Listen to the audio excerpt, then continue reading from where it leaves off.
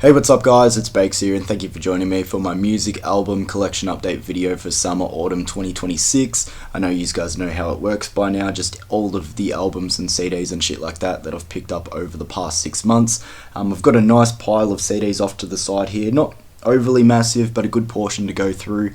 I'll start the video by going through them, but then I've also got a pile of band shirts and tour shirts and shit like that again I've picked up over the past 6 months. So we normally try and do this all in one take, so let's get stuck into it. As usual with the CDs, I'll start with the new releases, so albums that have been released in 2026 that I've picked up so far, but I'm also trying to include albums from last year, considering that summer and autumn have been carried over from late 2025. So let's start with the new releases. Oh yeah, and by the way, you'll also have to bear with me because normally I have a better track of making sure I include the carryover albums from 2025, but I just did not prepare very well today. So if there are any 2025 albums that show up in the video later when I'm going through the older albums that I've picked up, just bear with me because again I was just not very prepared. But let's go through the new releases first. So this one is from 2026, can confirm, the new Amity Affliction album House of Cards. So this is their first album without Erin, who was their bass player / clean vocalist. You know what, I do like this album. I think it's an album where when you listen to it from start to finish, it does get better as it goes on. Like, I think the first handful of songs just aren't really resonating with me at the moment, but I think it sort of finds its footing as it goes on and on. I do like their new vocalist. I think he has, no shade to Aaron or anything like that. I think he has more range, and I think he's more of a stronger or powerful vocalist compared to Aaron.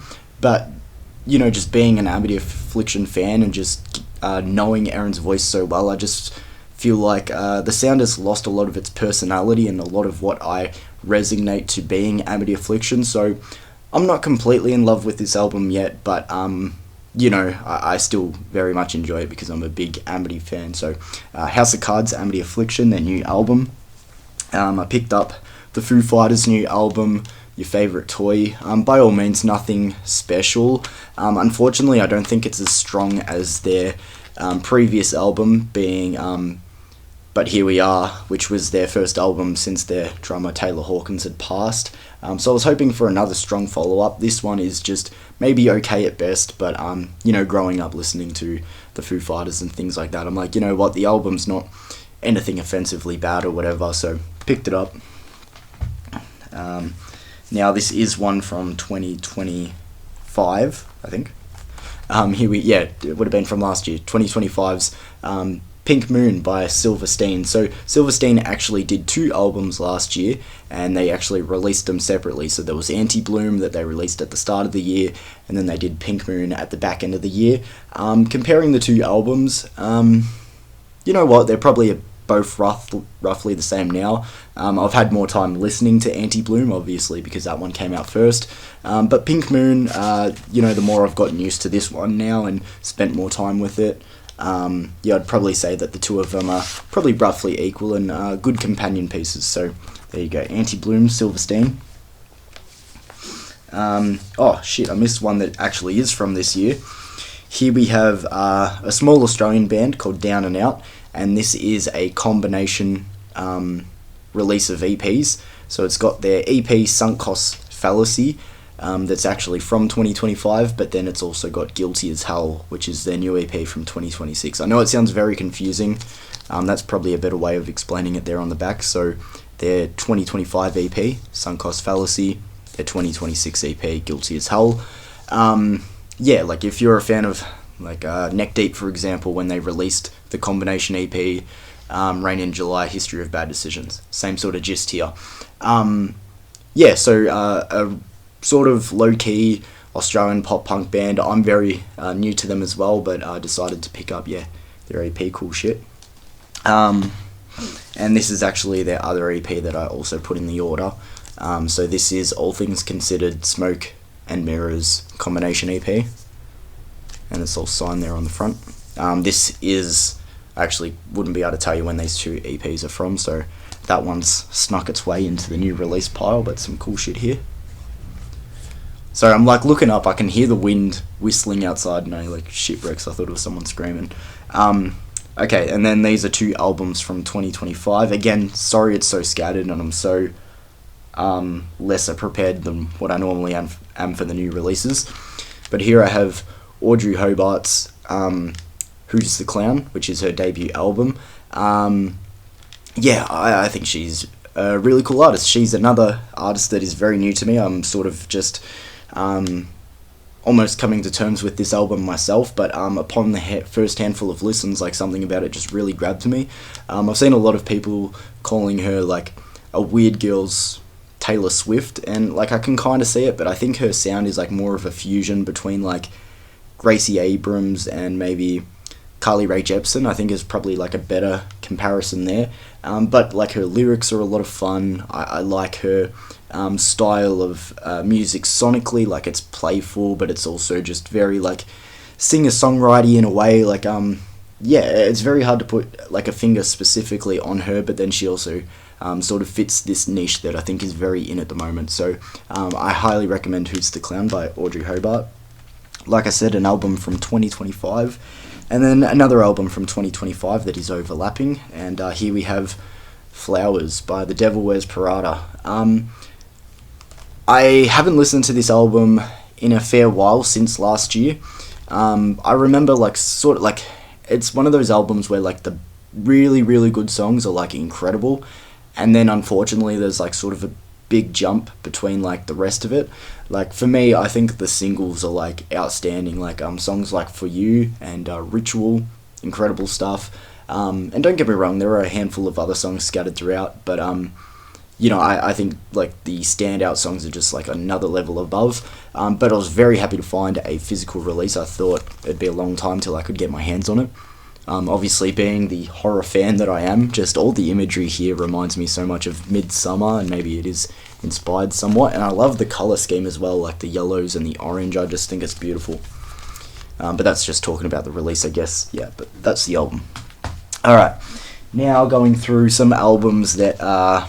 I always don't know what to call this part. Like, just hunting down albums that aren't from, you know, this year, or in this case also 2025. You'll get the gist. Throwback albums.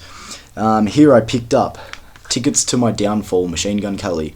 You guys know I have a kind of love-hate relationship with Machine Gun Kelly. As much as I, you know, diss some of his weaker moments, you know, I do have fun with you know, his music when, you know, it just hits a niche for me. I don't know how to explain it, but Tickets to My Downfall, I'm not in love with this album, but there's some good shit in there, I'm not gonna lie. Like, I've always liked Bloody Valentine, Forget Me Too, the song that he did with Halsey.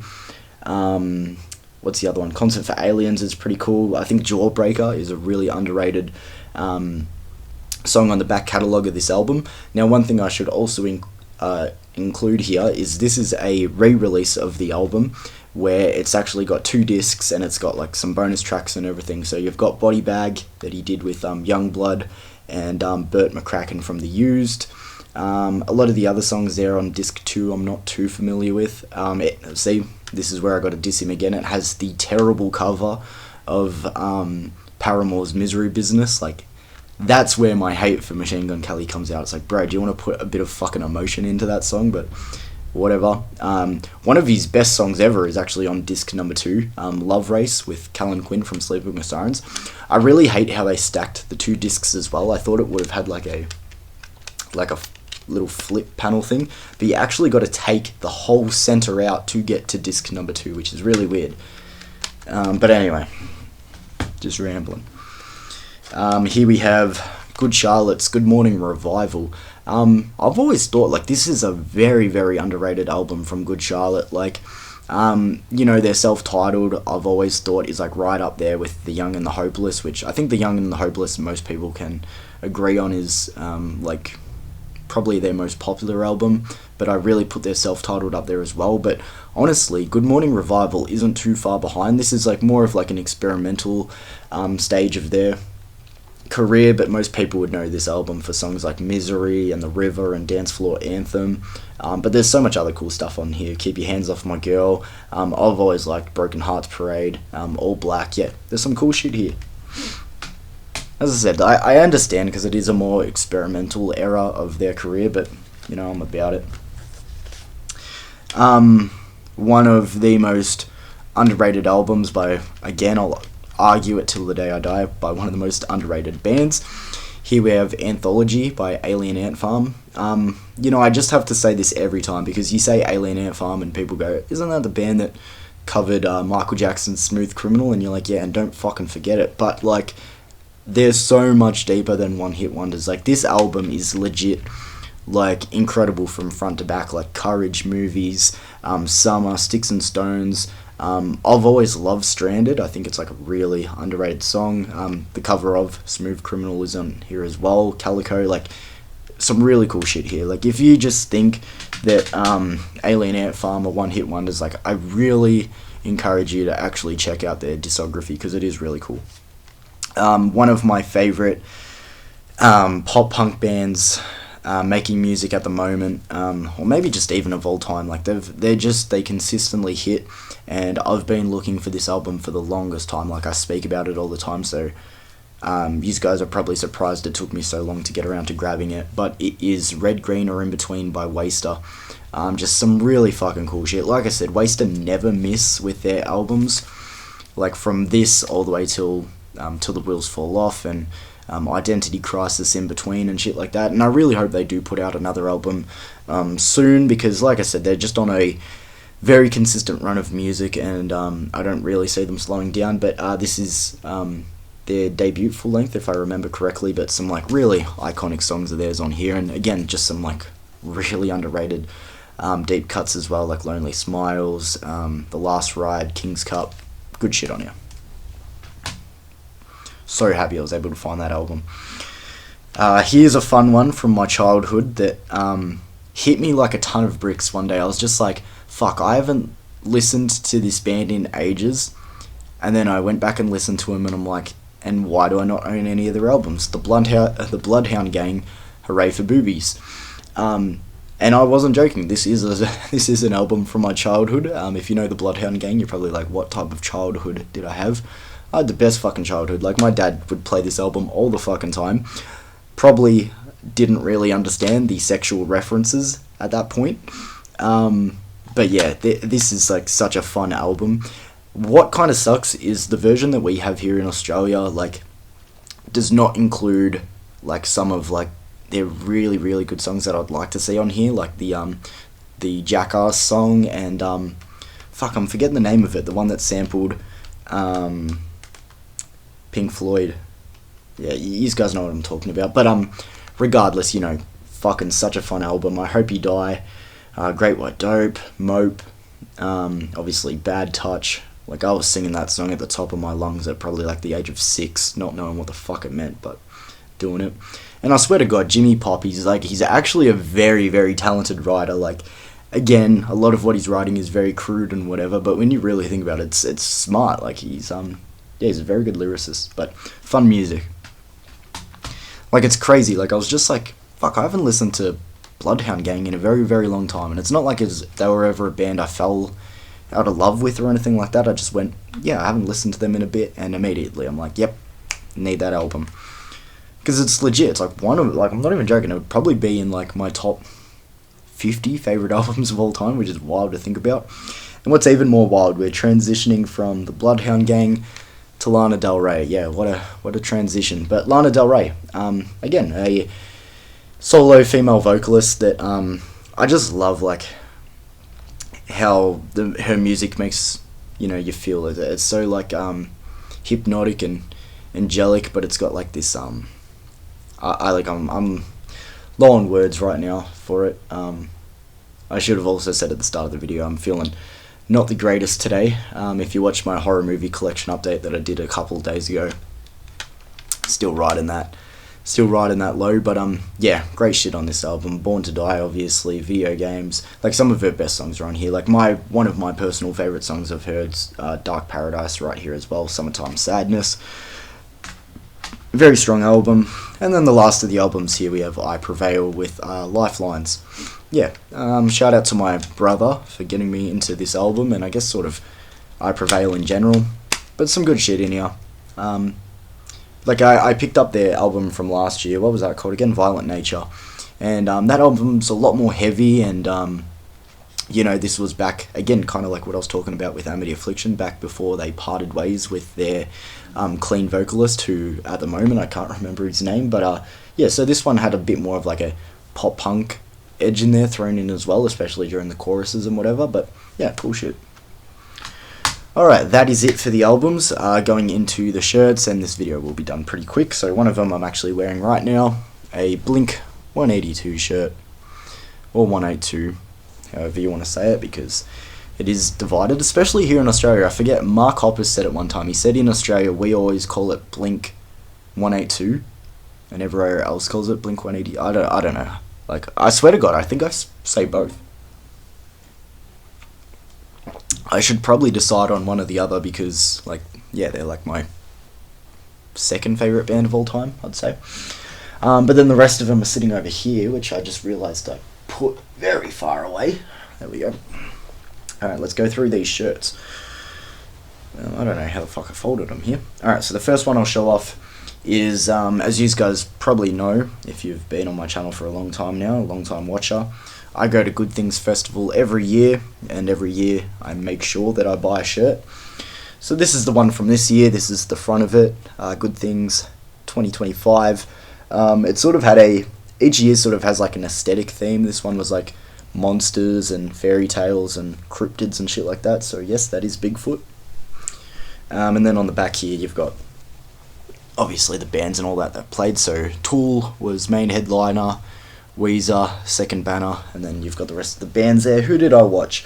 I'm not massive on Tool, but because they were headlining, of course you stay around just for the atmosphere and shit like that. Weezer, stayed around and watched. Again, actually not massive on them, but I watched Garbage, All Time Low. The All American Rejects pulled out, but Stan Atlantic took their spot and stole the fucking show. Who else did I watch? Goldfinger, Tonight Alive. South Arcade were awesome. Yours Truly were great. Yeah, no, it was cool. A lot of fun. As I said, I go every year. Yeah, so it was another great time this year. Alright, next up we have a Fall Out Boy shirt. Not from a tour or concert or anything, just a Fall Out Boy shirt. For the album, So Much for Stardust. That's what's on the back there. And like I said, that's the front.